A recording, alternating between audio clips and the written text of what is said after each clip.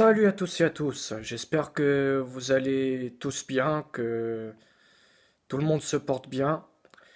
Je fais cette vidéo pour parler de Jérôme Rotten, que c'est le grand donneur de leçons de morale. C'est le gars qui aime bien en mettre plein la gueule à tout le monde, qui aime toujours voilà, faire genre que c'est le gars qui connaît tout. Alors qu'il a déjà raconté pas mal de fois des conneries.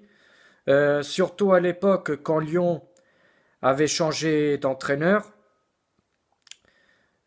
c'était Rudy Garcia qui s'est barré du club. Et Lyon avait le choix entre Peter Bosz, ou, enfin je sais pas si je le prononce bien, et Christophe Galtier.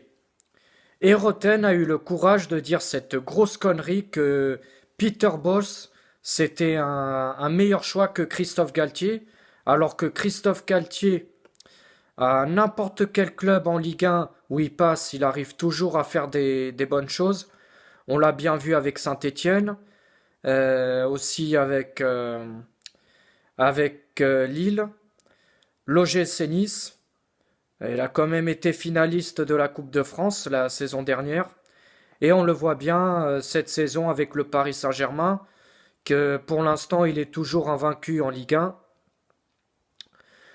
Moi, je vais vous raconter l'historique, un peu son historique de Jérôme Rotten.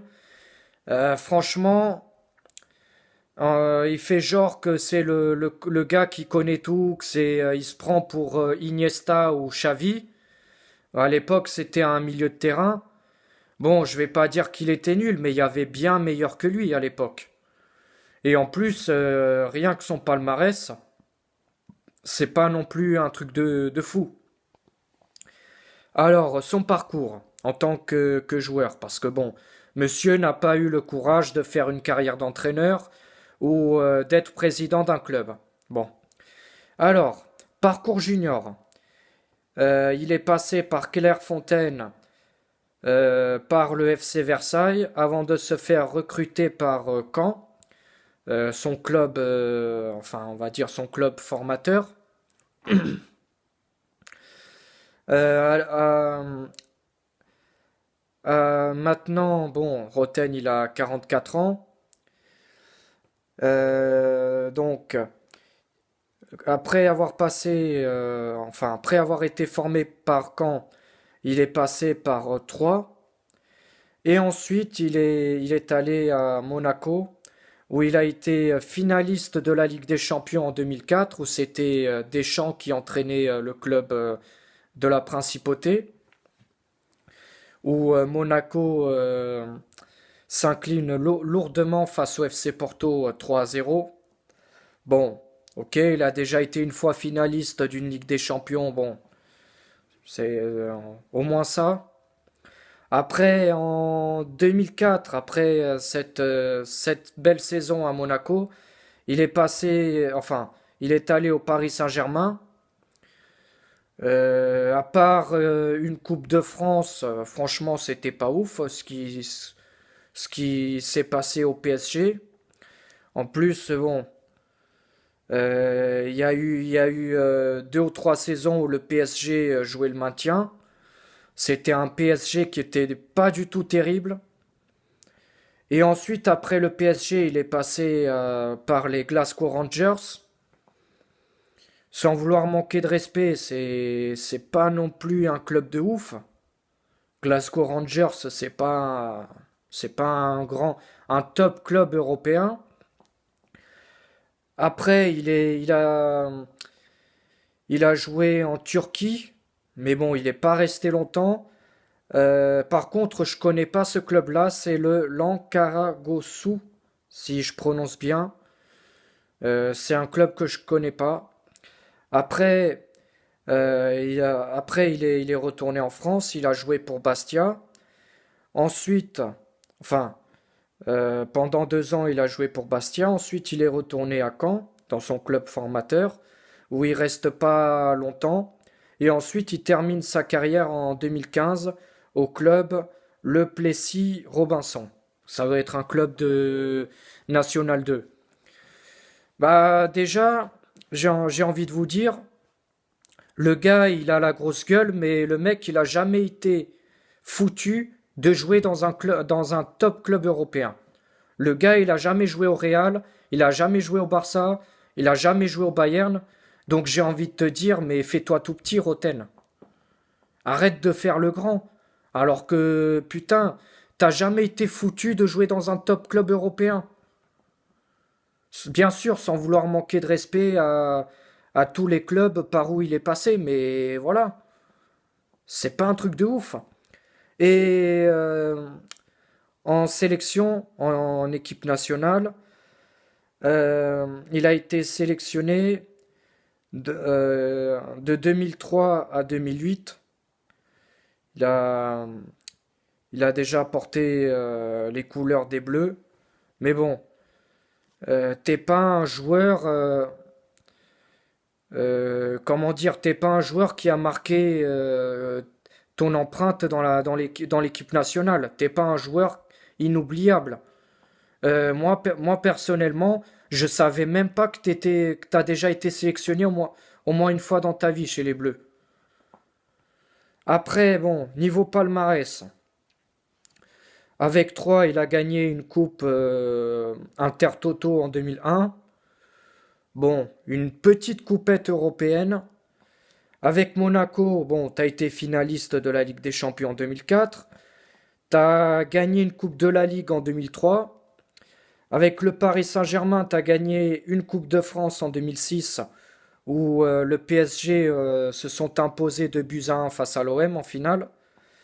Une coupe de la Ligue en 2008 et en 2008, tu as été finaliste de la Coupe de France. Après, avec les Glasgow Rangers, il a gagné un championnat d'Écosse en 2010 et avec Bastia, bah, champion de la Ligue 2 en 2012. Et du coup, avec les Bleus, il a gagné une Coupe des Confédérations en 2003, mais il a joué qu'un seul match. Donc j'ai envie de te dire, c'est sûr que t'étais pas un titulaire indispensable, hein.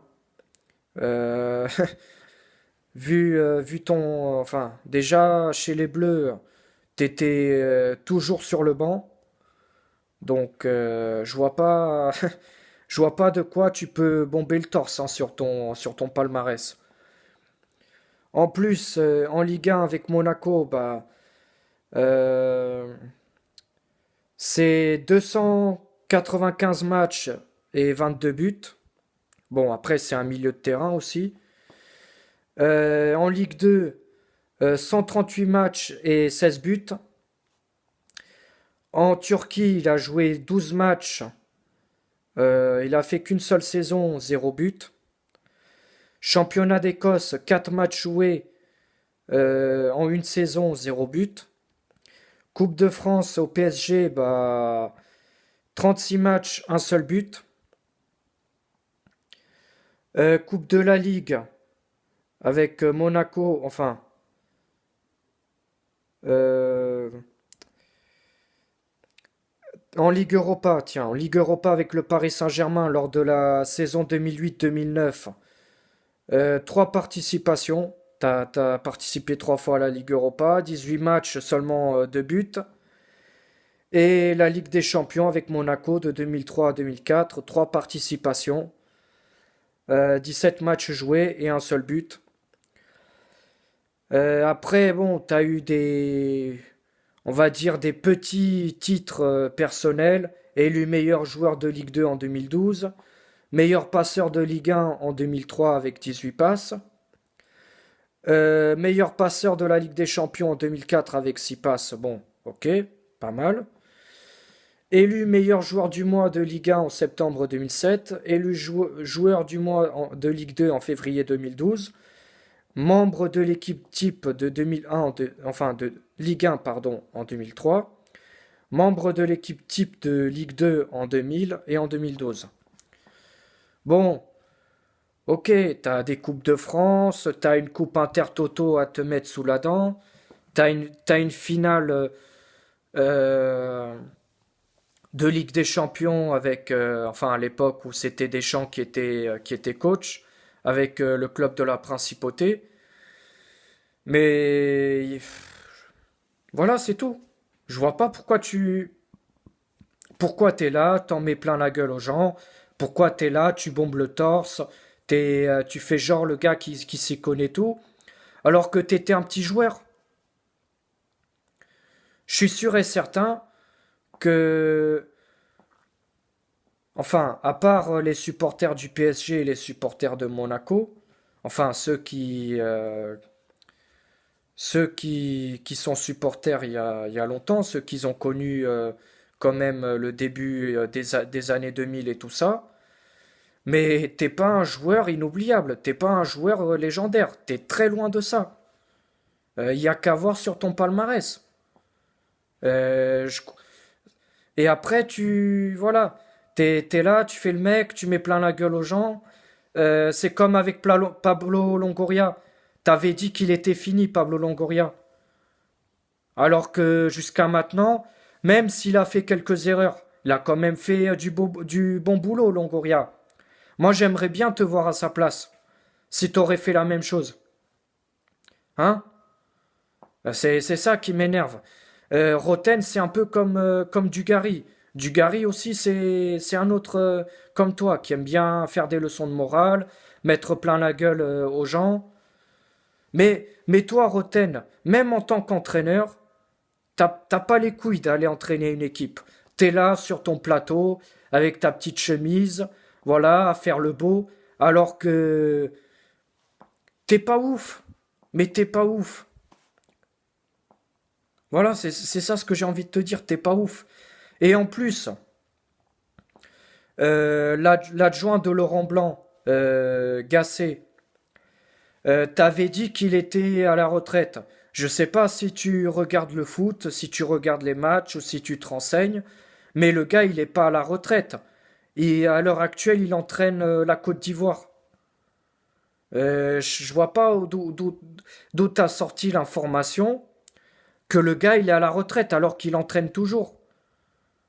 Euh, Toi, t'es le genre de mec pour raconter de la merde. Ah, t'es un champion. Mais, mais remets-toi en question, remets-toi en question. Franchement, avec toutes tes conneries que tu dis là, non mais, non mais moi j'ai envie de te dire la prochaine fois, mais ferme ta bouche quoi, ferme ta bouche. C'est comme avec Tudor, t'en, tu l'en as mis plein la gueule quand il y avait cette mauvaise série là.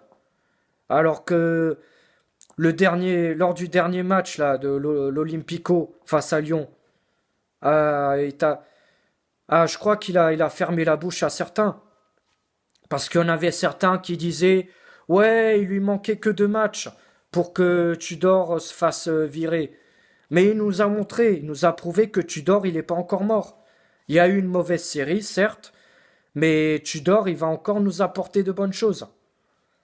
Mais bon, après, c'est sûr, quand on parle pour ne rien dire alors qu'au final on connaît rien, bah c'est ça, voilà, on raconte de la merde et voilà. Enfin bref, c'était une petite vidéo